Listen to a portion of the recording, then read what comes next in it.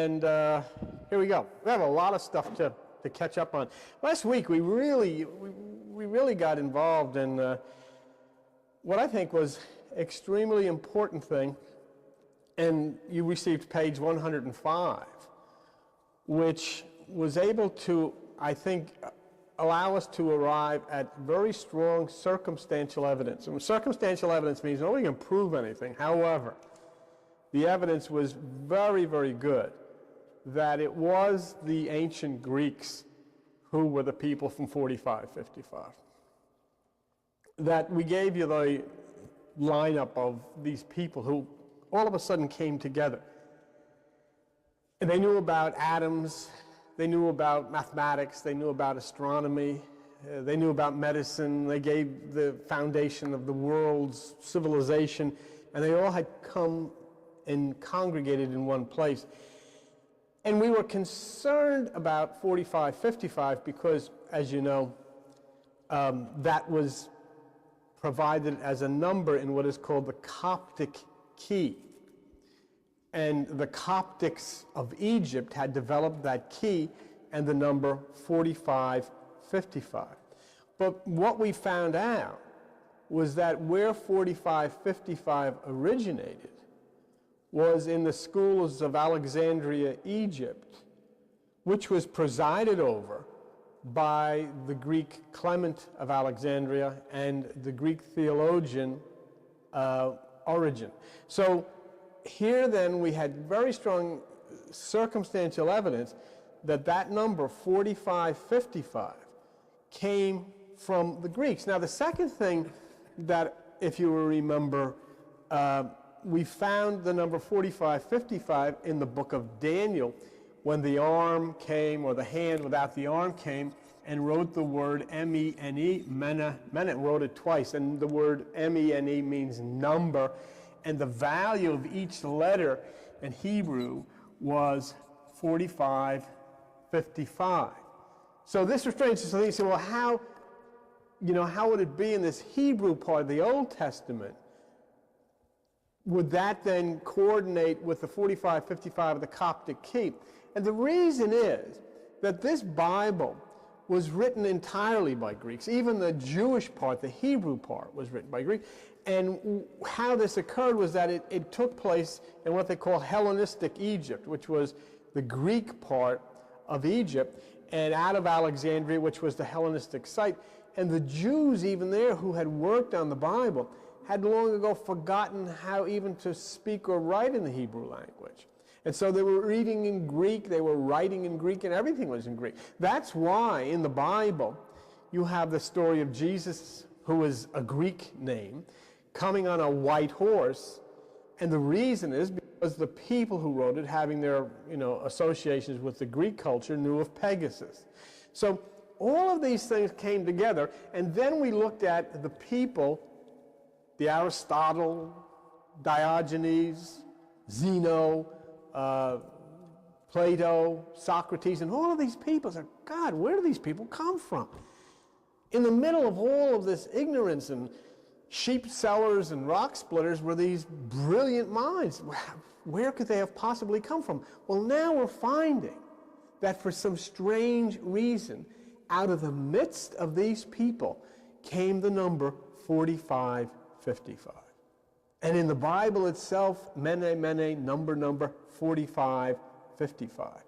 And we developed the fact that 45-55 is the number of a galaxy in a constellation called Coma, C-O-M-A, which is mother and child.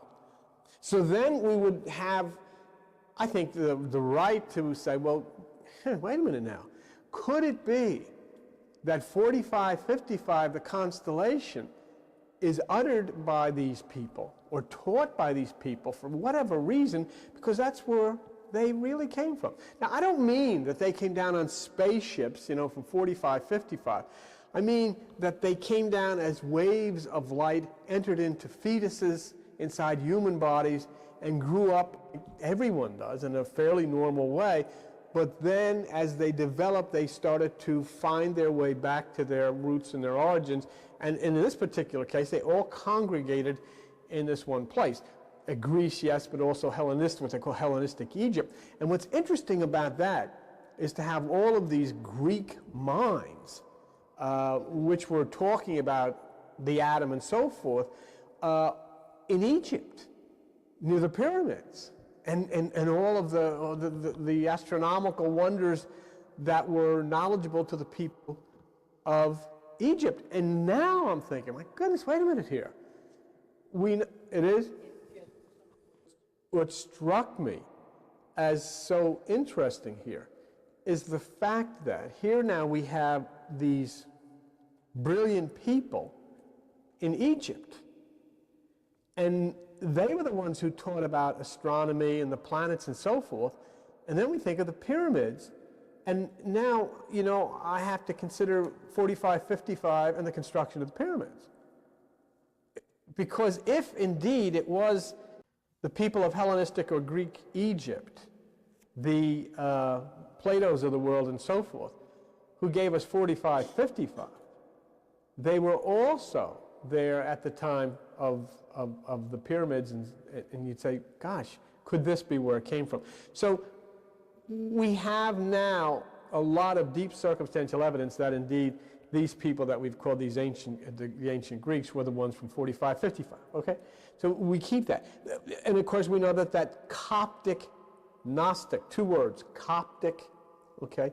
The word Coptic is a Greek word that means Egyptian. That's what it is. And the second word is Gnostic, Gnostic, which means knowledge. You know, diagnosis, prognosis. The Coptic Gnostic school from which 45-55 came, from which the symbol of 8 came, and Azogio, the Coptic key, was in Alexandria, Egypt, which was a Greek city. And it was headed up, the school there was headed up by Clement of Alexandria, whose real name was Titus Flavius of Egypt, of Greece in origin, okay? Now how does all this work? Because what I'm going to propose to you, that meditation, which you take part in, actually works on a scientific principle that can be duplicated in a laboratory. I mean, there is an actual and factual thing that happens when you meditate, and it can be proven. Because, you know, I mean, you come in, you sit down in a dark room, you say, oh, you know, what am I doing here? Nothing's happening. This is nuts and all of this stuff. Because we don't understand what happens in the unseen scientific world, what happens in the unseen world within the human body, what happens in the unseen world of the universe. We don't understand that. It's not good enough to simply meditate and say, things are going to happen. How do you know? Or let's send energy to so-and-so. How do you know you can do that? How do you do that? You wouldn't know how to do that. You just say, well, I'll have faith. But see, that's what you shouldn't have. That's the destroyer. Having faith is destructive. Because when you have faith, you are simply saying, I'm not going to find out. I'm not going to try to understand. I'm just going to believe whatever they say. Because if I tell you something and you're just going to say, you have faith, you don't have faith in what I told you. You had faith in me. When you go to, we go to churches, you say, well, I have faith in God. No, you don't. You have faith in that particular church's version of God. Because you have nobody else to tell you. So the point then is you've got to abandon faith. One of the most destructive words in the world is faith, because it totally cuts you off from understanding and from finding and from experimenting and seeking and logically looking at who you are and what part you play in this world. And there, you know, a lot of people are guided by the Bible. And if you look at page 979 of the Bible, you'll see that it says right there, you should not have faith. I mean, it's in the book, so I'm not telling people anything that the Bible doesn't say. The Bible says you must abandon faith. It's in the book of Hebrews, and it's in Hebrews 6. Hebrews 6, chapter 1. And it says, leaving the principles of the doctrines of Christ, go on to perfection. Perfection is that place that the Greeks talked about, deep within that dark place where the light is, where there is no touch of thought. Go on to perfection, not laying again the foundation of repentance from dead works and of faith toward God. You shouldn't have faith towards God. The Bible's saying, do not have faith towards God. How could you have faith towards God? Because the only thing you know about God is what somebody else told you. You have to find out, you have to experience that. You have to understand how it works. Because you have to be able to say somewhere that this really happens. So, and in knowing that, you have to find out how it really happens. We studied the Bible, and here you have the Bible, and everybody comes on television and tells you it's the Word of God. And then the amazing thing is they'll use the word logos. And you can see it, and you go into Christian bookstores, the logos, the Word of God. One thing that the word logos does not mean is word. It does not mean word. In fact, it's the root of the word logic. The word logos means the principles governing the cosmos. It means the principles that govern the relationship between the cosmos and you. And the word cosmos means the universe regarded as a harmonious whole. And so then logos is the principle governing the cosmos, and the cosmos as a universal orderly whole. You are part of it, the earth are part of it, you are part of the earth, you and the earth are part of the sky, and on and on and on and on and on. But we haven't understood that. We've never even thought about that. I mean, we've been studying 4555 here for what, 2 years? I don't believe there's another person on the planet Earth that even knows the number. I don't believe there's another person that's ever mentioned it. I've looked in all kinds of computer software, encyclopedias, 4555. Have you ever heard anybody mention it? No. And what did I show you last week? I showed you on the overhead, where I was the manager for a Comcast cable in Bricktown, and there they had a tower, and I found and I showed you the location of that tower according to the Federal Aviation Administration, the coordinates of the latitude. The latitude is west 4555. Is that curious? What do you think about that? How could I have that latitude, 4555, and be the only one here in the world talking about this? I mean, you saw it.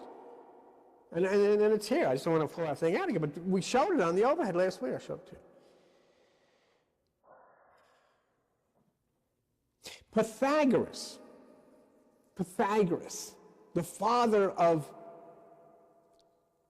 mathematics, the one who developed the harmonies of do, re, mi, fa, sol. I mean, brilliant mind, Pythagoreans. What did the guy say? He said, I have lived before. And he said, not only did I live before, but I have been allowed to remember where I was. And so the Pythagoreans taught the transmigration of the soul, like teleportation of photon. He actually said that. Oh, it's part of the Pythagorean philosophy. Are you going to say this guy's a nut? Pythagoras, the father of mathematics, is a nut? Because you're going to take his mathematics, which we have. You can't drop the fact that he said, I've lived before, and I've been given the ability to remember where I was. And so if you look up Pythagoras in any type of encyclopedia, whatever, you look at the Pythagorean theory, and you find part of it is the transmigration of the souls, teleportation. That's what they taught. That's what he believed in. Aristotle, the first book that he wrote was called Metaphysics. So, Pythagoras said it is through the principle of mathematical ratio that the natural harmony of music arises. They said, where did you get do, re, mi, fa, sol, la, ti, do? He said, oh, it's no problem. It's the planets. Well, how would you know? No problem.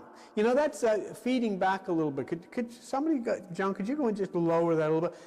They would say to Pythagoras, how would you know what the planets sound like? And I could hear what he said. I've been there. Well, yeah, just a teeny bit. Okay? It's that the big knob there, on. Okay, I think it's fine. So how could you possibly know this? We've shown the harmony of Apollo. What's a harmony? What is Pythagoras saying? Listen to what he's saying. He's saying the principle of mathematical ratio that the natural harmony of music arises. Well, here's supernova 1987A. And that's a natural phenomenon. That's in the sky right now. We're talking about that. We're waiting for things to happen. But then you take that Greek mathematical ratio and you put it over the top of that, and suddenly then you find there's a connection. Something has happened here. That mathematical ratio, that mathematical diagram turns out to fit perfectly with this natural phenomenon, which is supernova 1987A. But that's the understanding of logos. That is what you call the word, not a book. You know, it's an interesting thing. If you ever get into a Bible discussion, you'll find everybody's got a different Bible, and all of them are different. Because books are that way. Anytime there's a book, people can change the book. You can't change supernova.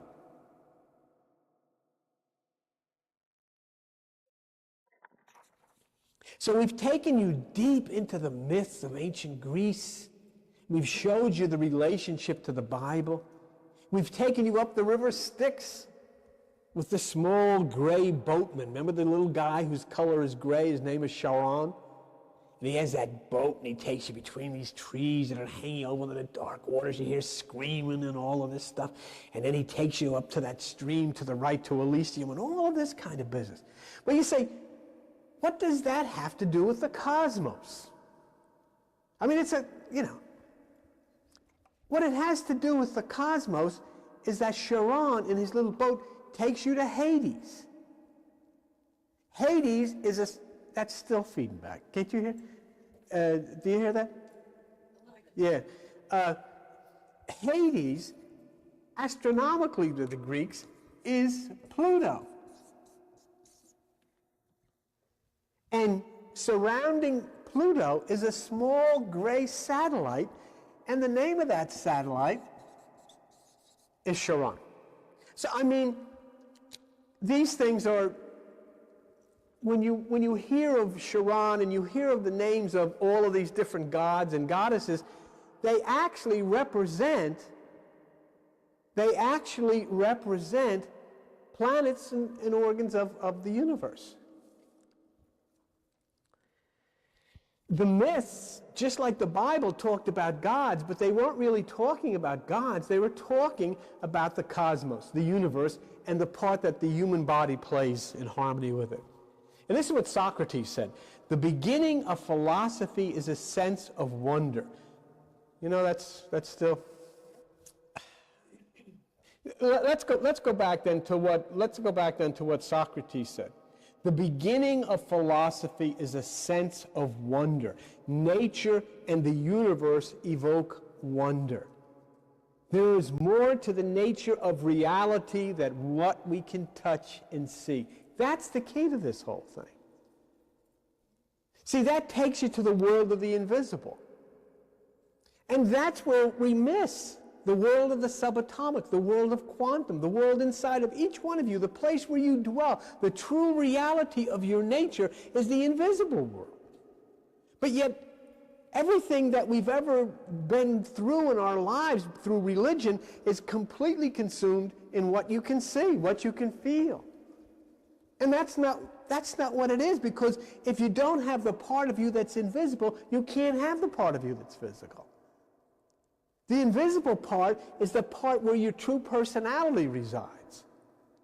And we've neglected that because we can't understand it. Well, we couldn't understand it in the Middle Ages. I understand that. And then the church could be justified and say, well, you have to take it on faith. But no longer. The quantum laws govern the operation of things called photons, electrons, atoms, and you're made of all of them. You are atoms. That's all you are. Atoms. And so what happens to those atoms governs you and your relationship with life. If you're all atoms, you're all electrons. Because that's everything that's in atoms, is an electron and photons, and that's what you're made of. But all the time you went to church, nobody ever told you about those things. They say you have to have faith. Oh, the Spirit moved it. No, it didn't. An electron moved. Why not? Oh, I can't believe that. That makes sense. What will my pastor say? They say, that's of the devil. That's all they ever say when they don't know what the heck they're talking about, is that's of the devil. But now, let me say, see these things here, photons, electrons, and atoms, they are not subject to birth and decay. They exist. They have no origins. They have no end. They change to go here and there as they wish without beginning and end. And if you look in the Bible, it says in Hebrews 7:2 on page 980, to whom Abraham gave a tenth of all, to the King of righteousness, the King of peace, without father, without mother, without descent, having neither beginning nor end, but made like unto the Son, abideth. So there's the cosmic laws of the subatomic, and it goes in the Bible under the name of Melchizedek. There was no such thing. How can a person not have a mother and father, no beginning or no end? But these things do. And how do you give Melchizedek a tenth? When you meditate. When you separate from that which is recognized as the 10% of the left side of the brain. So everything in life, in your life, has been based on what you can feel, what you can experience, what you can see. Your whole religion has been based on that principle. I remember when I went through the born-again thing, and people were claiming things and waving $100 bills or $10 bills, not waving 100, they were waving $1, and because the guy said, you're going to get 100 back. No, what's going to happen is you're going to lose the one you got in your hand. That's what's going to happen.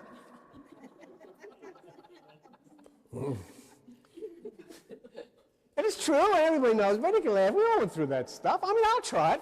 Someone's going to tell me, here, well, you put up one, you get 100 back. But I lost the one, and that's the end of it. I never thought of it again. I just remember Jim Baker used to come on, these people gave 1,000, and out of nowhere came a call. The guy gave him a job, and all this stuff. And then what happened to him? He went to jail. What did he get? But he just got married. Good for him. So what the heck. But you see, the point is, when you dwell on that physical, that's okay, because that's very important. I mean, I want that. The physical part is the best part, I think. That's where ice cream is, and Monica, and all this stuff, that's where it is. I don't want to get rid of that. Because as bad as Bubba looks, I mean, he evidently had a good time, and so, I mean, the heck with it, He'll do all right. But the point is, you keep that. And that's fine, you have to keep that. But don't cut off the other very important part. And that is the invisible world, which moves in mysterious ways to eventually manifest into the things that you are. Without the invisible, there can be no physical. We all have been trapped in a dungeon, in bondage of religion, the dungeon of ignorance. Can't say anything. That's why I'm a little bit afraid of what I'm seeing, in the papers now about all the sex stuff. And that's the way these things happen. So, it happened in Nazi Germany that way and everything. All of a sudden they start looking in people's bedrooms, and then they start, getting mothers to tell me what your daughter did. Did she have sex with so-and-so? And then start wiretapping people and getting on the phones and all of this stuff. It's really dangerous stuff. And that's what they do, and that's exactly the way it happened over there. And everybody said, no, that's nothing. We're just trying to keep law and order. No, no, they're not. But anyhow, there was a guy, we all know Plato. Plato wrote an allegory, and maybe sometimes, if you ever, Plato was one of those guys that lived a couple thousand years before Jesus, but different than Jesus. There was no doubt that he lived. I mean, this guy really did. He wrote books and everything. And Plato wrote an allegory called The Cave. It was very interesting. And he described the very thing that we simply don't understand the nature of ourselves or the world that we inhabit. And Plato said, we're prisoners in a dark dungeon and we're all chained to a wall. And that's our governments, our religions, our traditions. You're not allowed. You're not allowed to think or believe anything but what you're told. But Plato said we see a glimmer of light through a crack in the ceiling, and we see things moving like shadows. And basically that's our first instincts. Our instincts start telling us that, hey, there's more to this. And we go to church and we do everything everybody else does, and we fold our hands like this and we walk down, we put handkerchiefs on, and we do all of this kind of stuff. But in our minds we're saying, what the heck is this? I mean, is this what life is about? I mean, there are people starving, and yet the people with robes are at altars. I mean, is this what this is? I mean, what the heck is going on? But we have a reluctance to say anything because we're afraid that if we say anything, our captors will get mad at us. When you're a little kid, you don't dare say you don't believe this stuff. I had religious people when I was a little kid say, they used to call me Master Donahue. I was only this big. They said, we're afraid of you, Master Donahue. And I didn't know why at that time, because I was only this high. Because I used to tell them that I didn't believe, I don't think this stuff is true. I was only a little thing. And you didn't do that, but I did. So they threw me out.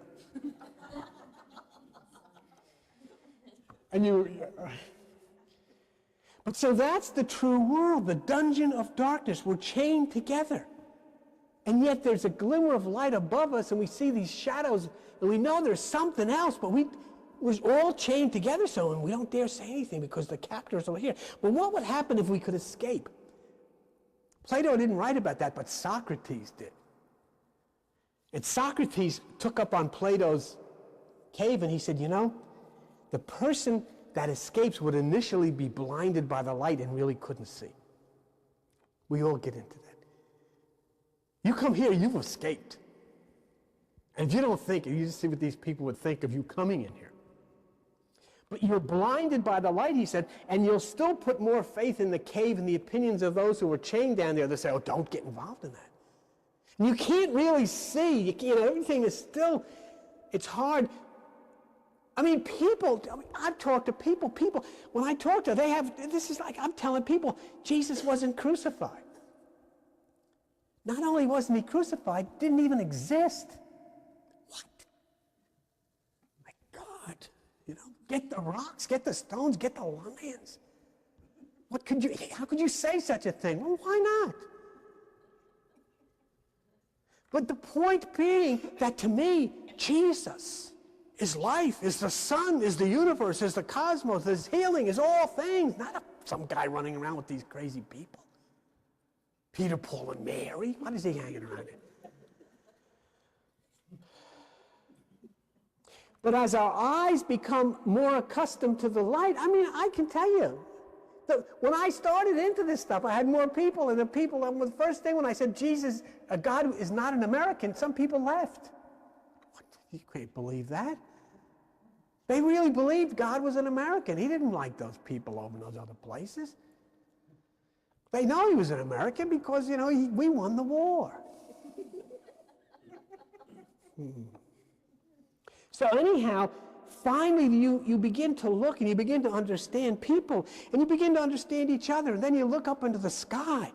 Just take a look at how we were in bondage with our relationships with black people in this country. People in the 1950s, if you lived in Atlantic City and you were black, you went to the movies, you had to sit in the balcony. But now look, everybody, we found out that we shouldn't have been afraid of those things they were afraid of. It was silly. And that's what Socrates said. You start to put importance on these new things that you found. You start to put importance on the universe. You start to put importance on the cosmos and all of these things. And you look and you see the sky and the stars and the moon, and you start to put importance on their relationship to you. Even though the system and your captors have warned you, don't do that, don't get involved in all of this. But now you're out and you're free and you're up into the sky and your eyes are getting accustomed to the light and you can see. You say, gee. Plato said the perception of the world is dominated by assumption and human opinion, and he used the sun as the image of the true God, and the source of all reality. That's why the name Jesus means the sun. That's what it means. 888 in Greek is the mythical sun. The great healer. Plato studied at the Greek city of Helios, which was in Egypt, in the Hellenistic Egypt. And I get great satisfaction when I read this, and I know that what you and I have gotten together with. Plato had 4 pathways to knowledge. His first pathway was sensation, feeling, experience. What has happened to me? And many of you have sat in dark rooms sometime and cried and said, why is this happening to me? What has happened? What's going on? And Plato says, you have to have that first. And then Plato said the second thing is opinion. Read about your experience. Listen to what other people think about your experience. And then the third thing is you got to have scientific reason to try to understand. Now try to get objective about it. What is really going on? What is happening? What kind of change is happening in the human mind of people all over the world? What kind of change is happening in the cosmos? And then Plato said, once you've digested all of this, then you can get into the point of direct knowledge. A new experience based on utilizations of wonders that you have discovered and how they can change you in the universe for the better. And Plato totally disagreed with religion that said have faith. Plato said there's a higher level, a direct knowledge, a gnosis, from which comes the word Gnostic. And Plato said when we reach this higher point, then the mind becomes one with the object of knowledge. So when we seek within ourselves to this higher level, then we come to grips with this. And this is what Plato said. There were 2 levels of expression. One, the lower world, which we are aware of right here. And he said this world that you live in is one that is evolving, is changing, is becoming. But he said there's another one, the upper world, and that is the same yesterday, today, and forever. It never changes. But what's this all about? What the heck am I talking about? It's all about things that are going on all around people who cannot see them, cannot feel them, and for all intents and purposes, these things don't exist. But scientists have found these things, and they've proved that they do exist. And they make everything that we experience happen.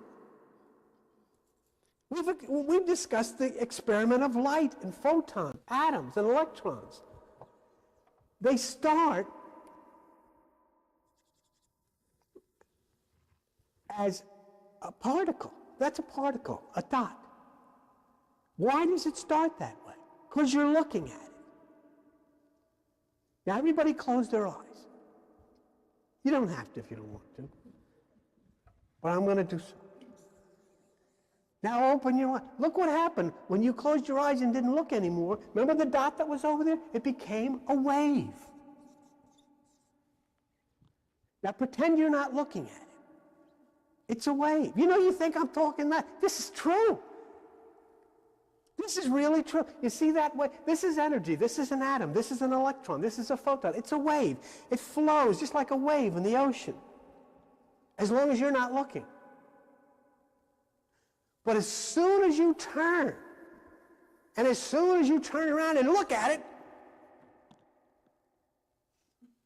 it collapses from a wave and becomes a particle.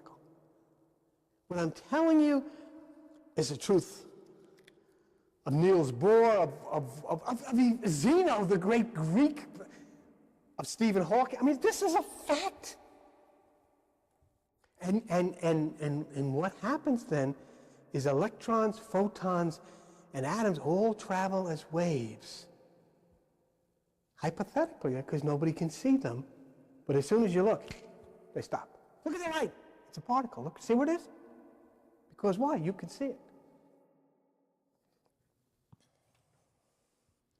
And look what happens. You have a particle. And you want to get the particle over to this screen. And you're going to run it through this board. This board's going to have 2 holes in it. You know what's going to happen? This particle is going to go through both of them at the same time. And you know what? And it's going to wind up over here on the screen wherever it wants to wind up. And it may not even go to the screen. It may go to Mars if it wants to. How's this possible?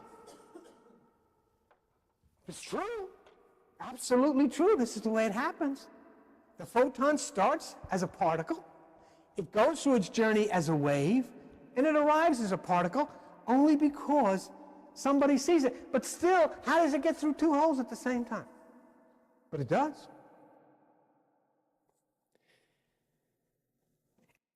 It gets through the 2 holes, and it chooses to go as a dot or a particle. But how does the photon how does it know where to put itself on the screen?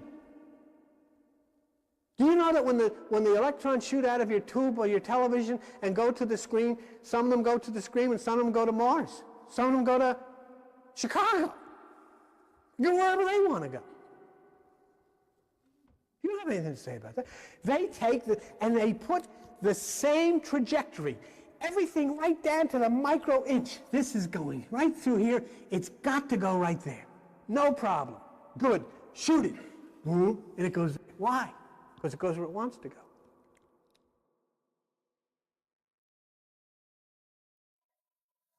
And that's the stuff you're made of. These things that start as particles, dots, end as particles, dots, and travel as waves are electrons, photons, and atoms, and that's what you're made of. That's what you are. And the photons may be explainable because they have no mass or electric charge, but the very same thing happens with electrons, and your body is filled with them because you're made of atoms.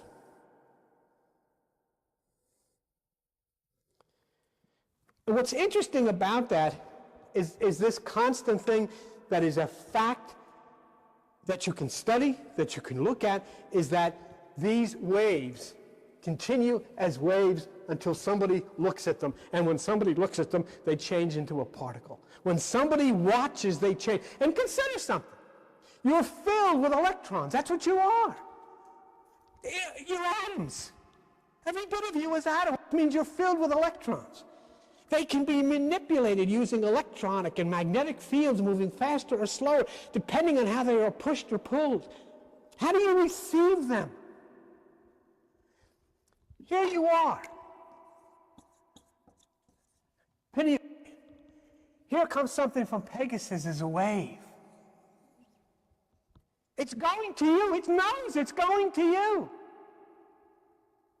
But how's it going to get to you? It can't get to you until you watch. As soon as you watch, this wave collapses to a particle and arrives right where it's supposed to go. Bang. Bang. Aunt Lucy is sick. You want to send energy to her. You want to send a photon to her. How are you going to do it? You've got to turn. What is going to cause the waves inside you to collapse to particles? You observe. You watch. When you watch, they collapse. Then they can go. You can push them. And Aunt Lucy can watch, and she can pull them. This works. When they said, when the scientists were talking about this, they said, wait a minute. If these waves are collapsing inside of people, it's because somebody in the universe is watching. And then Stephen Hawking said, yeah, but. If these waves are collapsing in the universe, it means somebody outside of the universe is watching.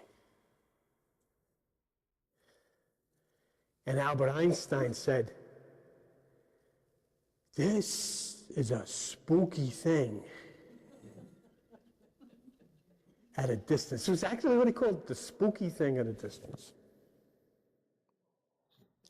In 1990, a team from Konstanz, K-O-N-S-T-A-N-Z in Germany, tried the same things with atoms that had been done with photons and electrons. They couldn't see the results with atoms, but they made measurements with a detector, and atoms also travel as waves and arrive as particles.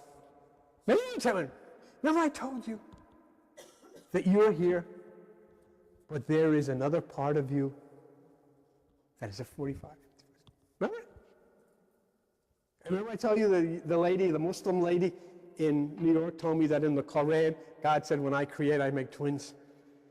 At MIT, Massachusetts Institute of Technology, they did an experiment with a beam of sodium atoms and found that a single atom passed through two holes going both ways at the same time.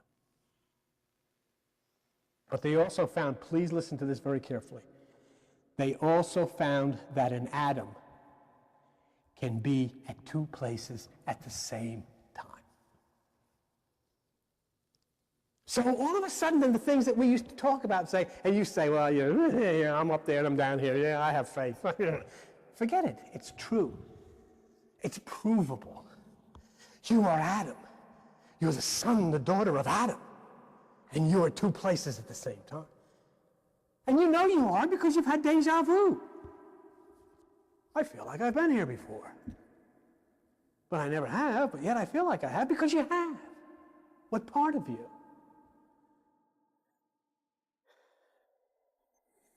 You find this troubling because you live in a religious material world, and they said that these were spirits, but they never told you of atoms or bosons or photons, and this is this unseen world, which is just as important as the seen one.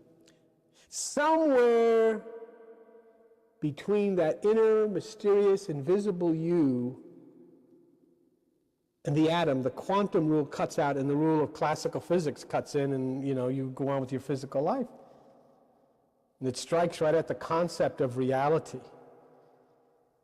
Scientists know that electrons and photons choose a trajectory. They move as they desire, and no one knows where they go.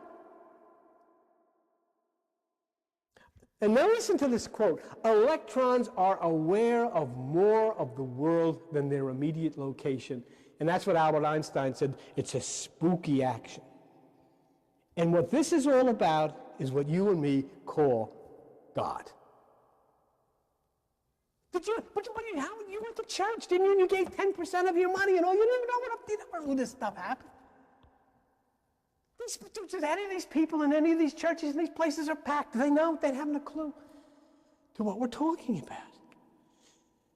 There is no meaning to the existence of an electron in space. The electron springs into existence when you observe it. Your brain is filled with them. When you meditate, what do? You seek within yourself. You look within yourself. You observe within yourself. And when you do that, the electrons, the photons, the atoms, which connects you to God, springs into existence. And what did Jesus say? What I say to you, I say to all. Watch. Watch what? Just watch. Watch yourself and bring to life all of these things which are flowing through the great electromagnetic web as a wave. Bring them into particles so they come to that screen and register on your screen of life and say, this is the one. What causes electrons' wave function to collapse inside of the human body is when somebody looks. That's what Hawking said. Who the heck is looking? John Wheeler, who is a physicist, states that it is only the presence. Listen to this one, Albert. Listen to this one. John Wheeler. It is only the presence of conscious observers in the form of ourselves that have collapsed the wave function and made the universe exist. Without an observer, there can be nothing. That's what I tell you. When everybody walks out of this room, it doesn't exist. It's gone. Oh, yes, it is. It's there. No, it's not. It's not here until you look at it. It goes away. Oh, I could put a camera. You put a camera, you destroy it. You destroy it. It's then somebody's observing. But without an observer, it goes away. Consider inside of you. Photons, electrons start as a dot, a particle. You observe, and it moves outward into a wave. It is coming towards you from the planets, coming towards you from Pegasus. You observe, and it arrives as a particle through the pineal gland of the brain. It's important to understand something. In the laboratory experiment, the individual photon or electron chooses the screen on which it will collapse. There are messages being sent to you from places distant from here, from 4555, from Andromeda, from Pegasus to the hippocampus. And it is a message that's destined for everybody here, but who's watching? It can't get here. It becomes a wave, and it just flows and bypasses you until you watch. But when you watch, it collapses into a particle, and then it can come to the screen. Don't you see? It can't get from here to where it's supposed to get because it's going to be going like that and it's going to go right past it. But as soon as there is an observer on your screen inside of you, that wave collapses. Here you are. It becomes a particle. It goes right there and it spells out the instructions to you. This is what you have to do. How did you get that message? Because you collapsed the wave function and it became a particle and it hit the board it was destined to hit. And what does the Bible say, Matthew 25? Watch, for you neither know the day nor the hour when the Son of Man comes. Mark 13:37, what I say to you, I say to all, watch. Daniel 4:13, I love this. I saw in the visions of my head upon my bed, and behold, a watcher. Daniel 4:23, and the king saw a watcher coming down from heaven, saying, hew the tree down and destroy it. So now we consider that it is the act of watching the wave that makes it collapse and become a particle within you. It is the act of meditation, because there is no other way that you can look, observe, watch within yourself other than meditation. Otherwise, what I'm telling you, what is a quantum physics fact, otherwise, if you're not doing this, all of the messages that are coming from this universe specifically to you to go on the board inside of you are passing over you like a wave. And you're missing your mail. You have email.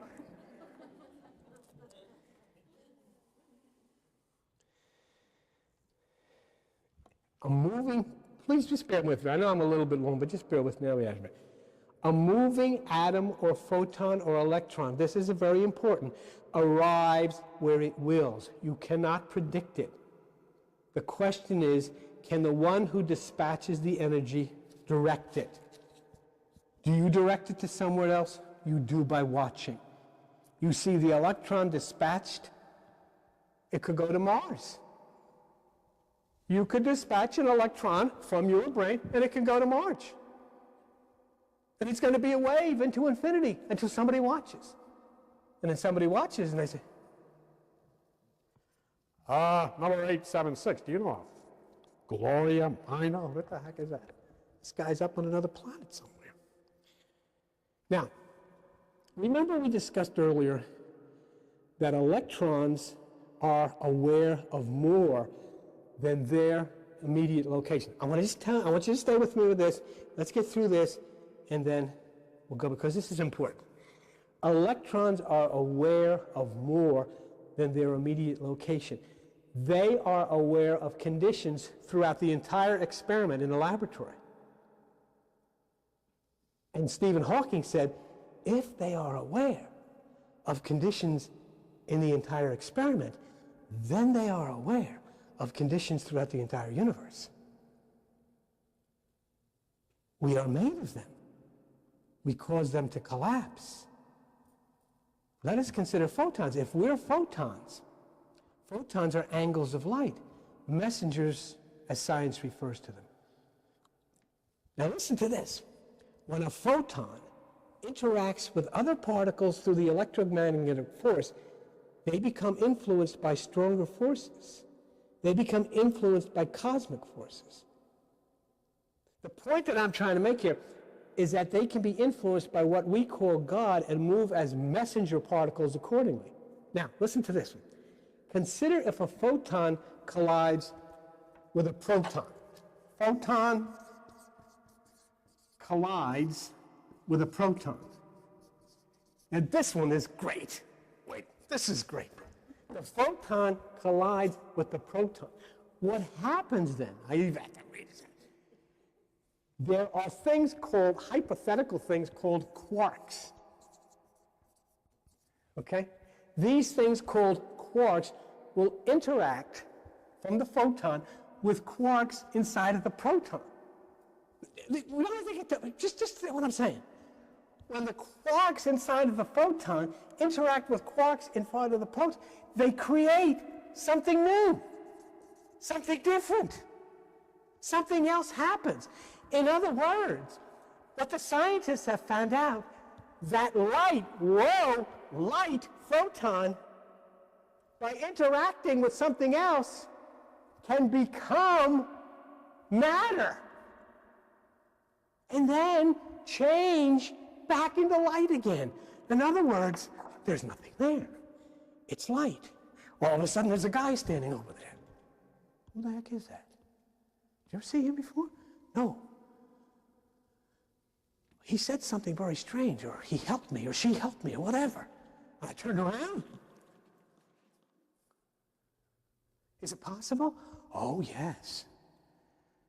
The angle of light interacting with something else can instantly change into matter and then back into light again, like that. And you know what? I'm not talking about hocus pocus. I'm talking about a fact. The messenger particle, the angle of light, can become a person and then a messenger particle. The person appears as a physical entity, and you turn around, and it's gone because it's back to an angle of light, just like that. Why? Because the photon quark has interacted with the proton quark and formed something new. What we don't know is amazing.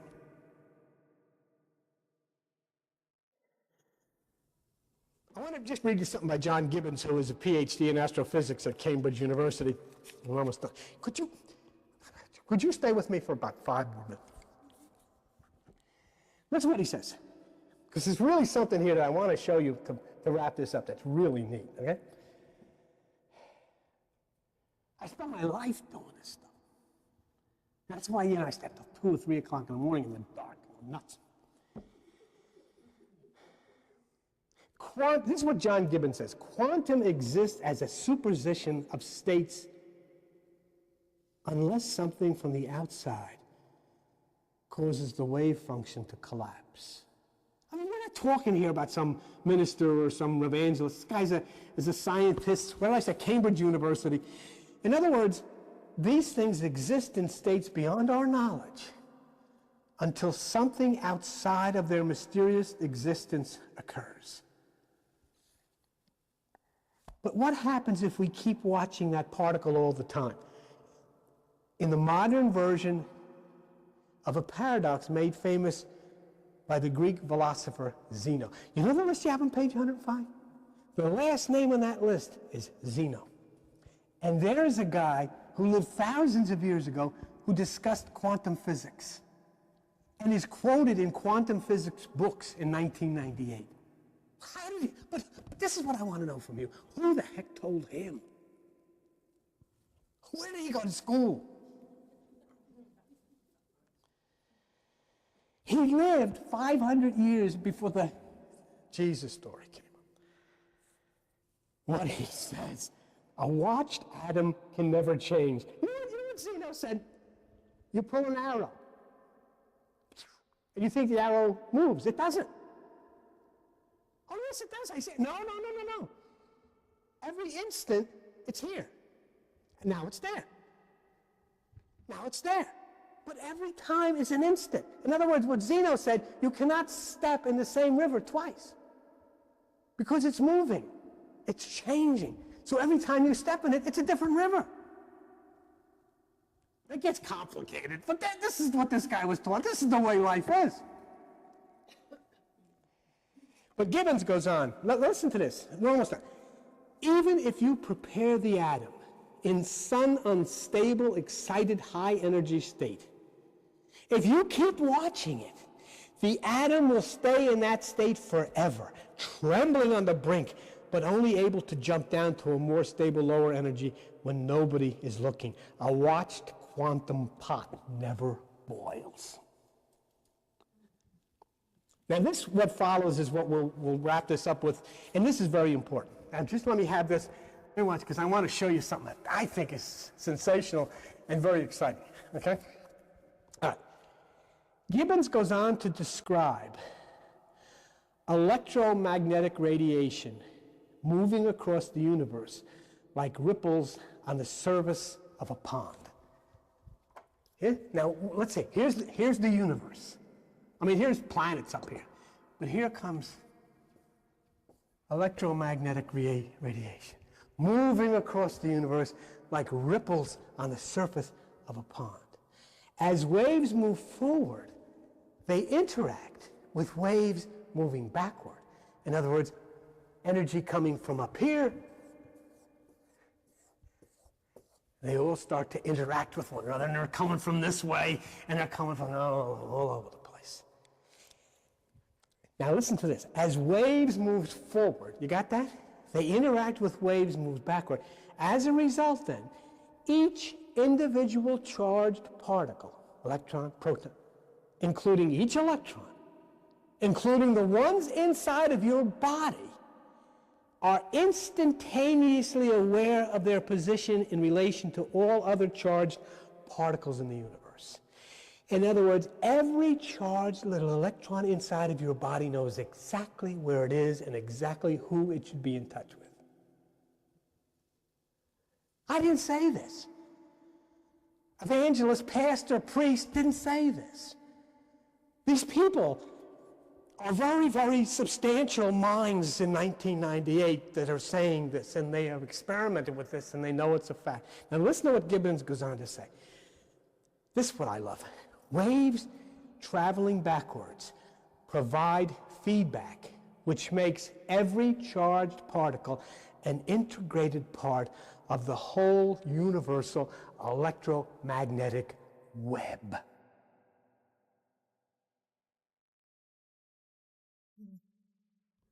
The web. When you touch the web, the spider knows. And as soon as you touch that web, as soon as you vibrate that web, the spider comes. Just like that. If you look on page, you don't have to do it now because we're late, but if you look on stuff 25, you see that inside of your skull is something called arachnoid, which is the web. Even a spider is called the arachnoid. So there are 12 cranial nerves, 12 constellations, 12 signs of the zodiac. You have 10% of your brain on the left side, and Stuff 63 tells you that we can only see 10% of the universe. Now we learn of the universal electromagnetic web, and then we see that in the brain we have arachnoid, which is in the brain. And when you just touch that electron, it sends a signal up the web, and the spider knows somebody's there. And Dr. Gibbons tells us that every charged particle is an integrated part of the whole web. And listen to what he says. Listen to what he said. And I'll just show you. Dr. John Gibbons of the University of Cambridge says this: poke an electron here in a lab on the Earth, and every charged particle in the Andromeda galaxy, more than 2 million light years away, knows that it happened. Poke an electron on Pegasus, and every charged particle, right down to the Pegasus inside of you, which is the hippocampus, knows that the message has been sent. our electron here on Earth knows where it is in relation to charged particles elsewhere. And just think of this for a minute. If our electron knows where Pegasus is, then Pegasus knows for sure where our electron is. And you know that inside of you, Pegasus is the hippocampus of the brain, the place of memory. So now you see that as you watch, you observe the electron, the photon moves, and the vibration reaches to the most distant places, including 4555. And as you watch, the vibration moves as a wave looking for you, waving across the universe looking for you, waiting for you to watch, waiting for you to observe, waiting for you to look. And as soon as you watch, and as soon as you observe, it collapses and comes streaming down through the pineum into the blackboard, into the whiteboard of your heart, and gives you the message of life.